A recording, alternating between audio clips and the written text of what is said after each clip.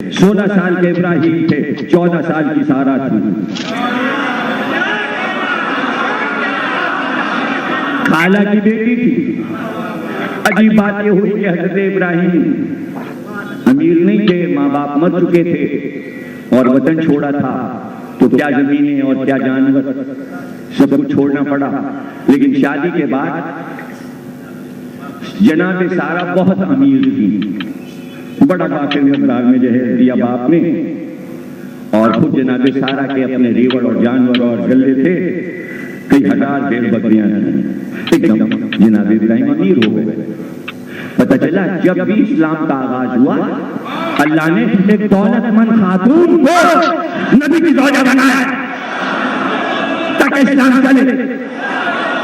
अरे अभी क्या कर रहे थे, मौजू वो खत्म कर दिया तमीज वाला, लेकिन फिर उससे मुताल्लिक एक जुमला आ गया।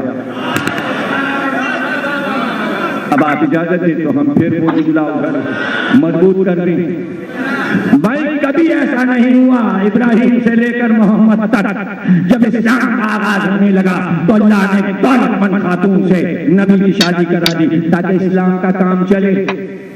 पता चला दीन का काम नहीं चलता जब तक कि कोई दौलतमंद औरत ब्याह कर घर में ना आए। मोहम्मद ने अपनी बेटी अली को ब्याही थी, तो कहीं ये ना हो कि अली ये कहते आपने तो खदीजा जैसी दौलतमंद से शादी की तो इस्लाम चल गया, अब मैं क्या खिलाफत चलाता, मेरी दीदी तो गरीब थी इसलिए रसूल फटकते गए।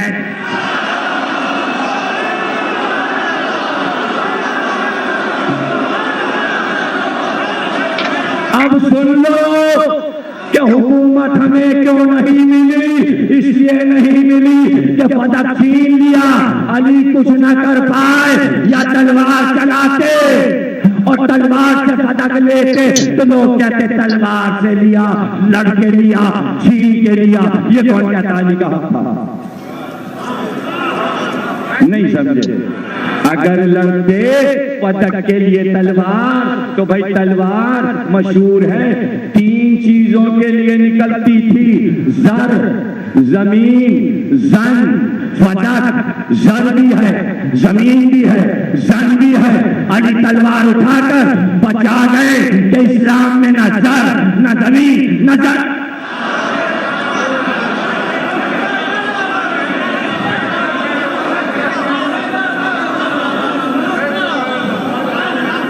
इसलिए कि अली का तो मसला ही कुछ और है। गालिब ने कहा, गालिब ने शेर में कहा, फारसी का शेर है गालिब, और ये वाकया भी अजीब है। पहले वाकया सुना दूं तो फिर शेर सुनने का आपको लुत्फ आएगा। गालिब का ये शेर, मिर्जा गालिब का। मिर्जा गालिब के एक दोस्त थे मीरन साहब, उनसे बहुत पक्की दोस्ती थी गालिब की। तो सुबह सवेरे नाश्ते के वक्त गालिब उठ के सबसे पहले उनसे मिलने जाते थे। शायर के ऊपर आमद होती है रात में मिसरों की, तो गालिब पे जो मिसरे उतरते थे वो उन्हें सुनाते थे। तो मीरन साहब कहते थे पहले मेरे मिसरे सुन लो जो रात को मेरे ऊपर आए। अब ये मिसरा हुआ है, अभी सानी मिसरा नहीं लगाया, शेर अभी दिन में पूरा करूंगा। गालिब उस मिसरे की लालच में कि मीरन साहब ने नया मिसरा कोई उतरा होगा उनके ऊपर, वो सुनने की लालच में गालिब रोज जाते थे उनकी। और जब पहुंचते थे तो वो मीरन साहब कहते थे गालिब ये मिसरा आज आया। तो एक दिन गालिब जो पहुंचे तो मीरन साहब कहने लगे अच्छा हुआ तुम आ गए गालिब, रात एक मिसरा मेरे ऊपर आया उतरा। गालिब ने कहा सुनाइए मीरन साहब का, ये वाला मिसरा तुम्हें नहीं सुनाएंगे। मुझे दिला भी दे दी और कहा नहीं ये वाला मिसरा इतना अच्छा मिसरा आया है कि तुमको नहीं सुनाऊंगा। कहा क्यों नहीं सुनाइएगा? जब मैं मिसरा सुनाता हूँ जल्दी से तुम उस पर मिसरा लगा देते हो। दिल्ली में शेर तुम्हारा मशहूर हो जाता है, किसी को पता ही नहीं, मीरन को कौन जानता है कि पहला वाला मिसरा मेरा। अब ये मिसरा मुझ पे ऐसा आया है कि ये शेर मैं अपने नाम से रखना चाहता हूँ, इसलिए सानी मिसरा भी मैं ही लगाऊंगा। और मुझे मालूम है तुम्हें सुना दूंगा तो तुम अभी मिसरा लगा दोगे और शेर अपना लोगे। अब तो गालिब का तजस्सुस कहाँ पहुंचा दिया मीरन साहब। अब तड़पने लगे मछली की तरह। कहने मैं आपसे वादा कर रहा हूं कि मैं मिसरा नहीं लगाऊंगा, लेकिन मिसरा खुदा के लिए सुना दीजिए, अब तो मेरा तजस्सुस बढ़ गया। कदे को गालिब वादा किया तुमने, मिसरा मैं सुनाई देता हूं, मिसरा न लगाना का नहीं मैंने, लेकिन मैं बिल्कुल वादा करता हूं। कहता तो सुनो, मिसरा ये हुआ, अस्पो जनो शमशीर वफादार कसेदी। भाई ये तो देर हो गई मुझे सुनाने में, वाकया तो बहुत तेज हुआ, वाकया बहुत जल्दी हुआ, हमने देर कर दी। तर्जुमा करना है ना बच्चों के लिए फारसी का। मीरन साहब ने एक मिसरे में ये बात कही कि घोड़ा, तलवार और बीवी, ये तीन चीजें, कौन सा इंसान दुनिया में ऐसे गुजरा है जिसकी तीनों चीजें बहुत वफादार थी। घोड़ा भी वफादार था, तलवार भी वफादार थी, बीवी भी वफादार थी। वो कौन है? कसेदी, कहीं देखा गया ऐसा आदमी, अस्पो जनो शमशीर वफादार कसेदी, कहीं देखा गया ऐसा आदमी जिसका घोड़ा, जिसकी तलवार, जिसकी बीवी, तीनों चीजें वफादार हो। अस्पो, देर हो गई मुझे कहने में, इधर मीरन ने मिसरा पड़ा, गालिब ने हत्थे पर कुर्सी के हाथ मारा और उसके खड़े हो गए और बेकरार हो गए और मिसरा तो हो गया। मीरन साहब अस्पो जनो शमशीर वफादार कसेदी वल्ला अली अली अली।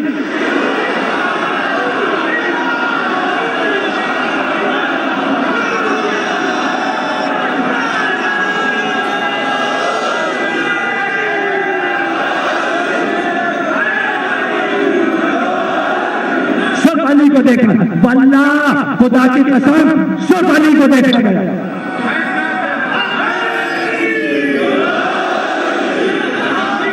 सिर्फ अली को देखा गया, सिर्फ अली को देखा गया, सिर्फ अली को देखा गया। तीन चीजें थी ना ऊपर, अश्क, जन, शमशीर, तो तीन बार का बल्ला। अली अली। आप जरा सनद तो देखिए और गालिब की बेकरारी देखिए। उन पे मिसरा उतरा तो उन पे भी मिसरा उतरा। वाकया छोटा सा है लेकिन पता चला अली वालों का दिमाग किस तरह रास्ते में रहता है। जहन हम आहंग कैसे रहता है। इसके अलावा मिसरा क्या था? कौन है? किसका नाम हो?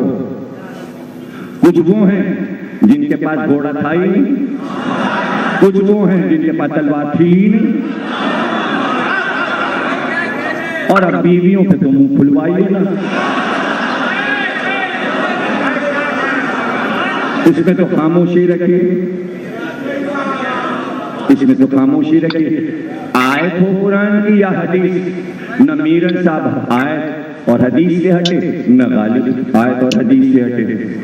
जाइए बाबे फजाइल अली, सही बुखारी, सही मुस्लिम में पहले ये हदीस रखी है। साद इब्न अबी वक्कास कहते हैं तीन फजीलतें अली को ऐसी मिली कि अगर हमें मिल जाती तो 100 ऊंटों से बेहतर था। उसमें पहली बात यही थी कि अली की शादी नबी की बेटी से हो गई। फातिमा ज़हरा से अली की शादी हो गई। पहली फजीलत तो ये है जो किसी को नहीं मिली। तो सही बुखारी में हदीस का इस्तिखारा देखकर ऐ इमाम इस्माइल बुखारी तुमसे पूछूं कि जब तुम ये हदीस लिख रहे थे कि साद इब्न अबी वक्कास ने ये बात कही कि ज़हरा की शादी अली से हो गई, तो उस वक्त इस्तिखारे में ये भी पूछ लेते अल्लाह अगर हो गई तो क्या हुआ, और भी तो 3 बेटियां थी।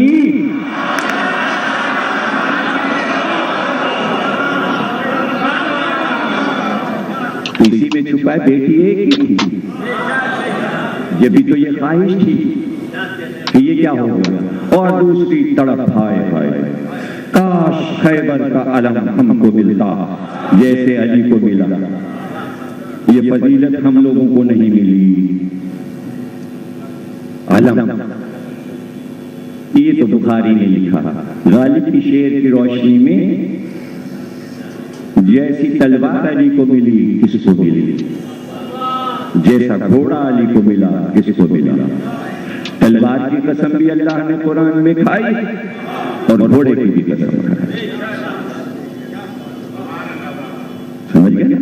वाह रे अली, उनके ज़हरा ने मुकदमा लड़के खत्म कर दिया, लेकिन अली ने तलवार नहीं उठाई। एक तरफ हुकूक निस्वा थे और वो नहीं मिले, औरतों का उनका हक नहीं मिला जिसका मुतालबा ज़हरा ने किया था।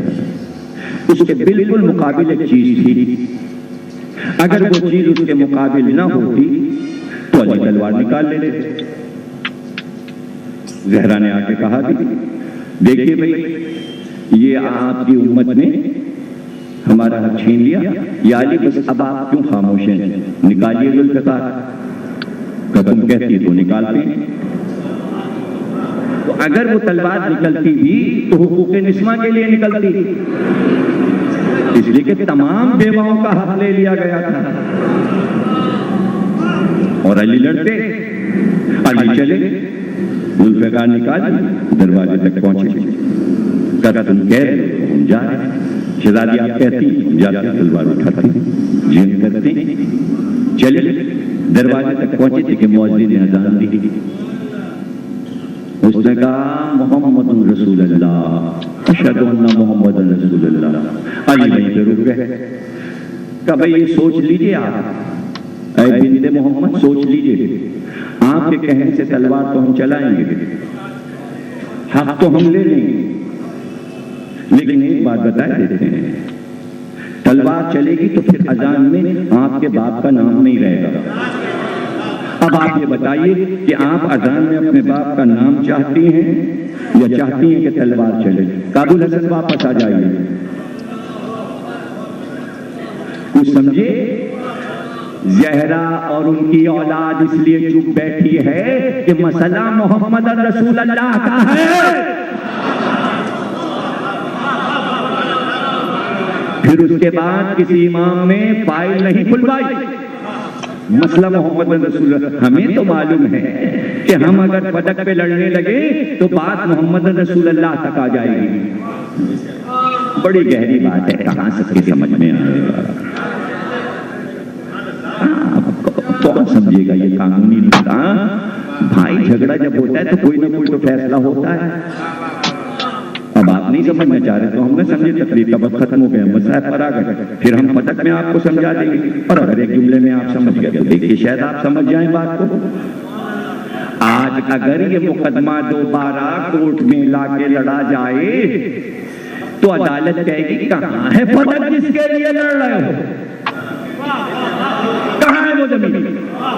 किस बात पे लिखा है पदक? पता नहीं कहां है, हमें क्या पता।